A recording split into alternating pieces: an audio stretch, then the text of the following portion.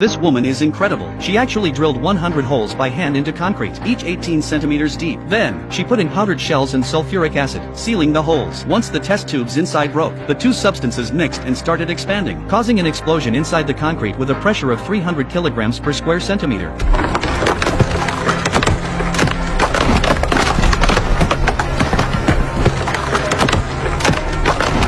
It turns out the girl discovered a treasure left by Jack's father 3,700 years ago in the center of the enemy tribe, but there were guards everywhere, so the girl didn't dare make a sound. So when Jack found out, he used shells and nitric acid to successfully make a silent stone-breaking agent, and then delivered it to the girl using an ATV. As the concrete broke apart, the girl started moving the rubble by hand, but she accidentally dropped some of the debris into the concrete, and it made a clear sound, which immediately caught the guards' attention. When the girl peeked inside, she found the glass was broken, but the worst part was that the glass was filled with sand. Still, the girl believed the sand had value because Jack had once made glass out of stones, so before the guards arrived, the girl managed to transfer the sand. Meanwhile, Jack was having trouble with making a drone because the motor wasn't precise enough to stay stable. To make the drone, they'd need the craftsmanship of the old man, but how could they bring him back? Just as Jack was stuck, Emma returned with the ATV, carrying the sand the girl had brought out. Jack then found a piece of platinum in the sand, which was the raw material needed to make the revival water, but it wasn't enough, so Emma decided to search the river for more. Jack stopped her, explaining that platinum is so rare, there's only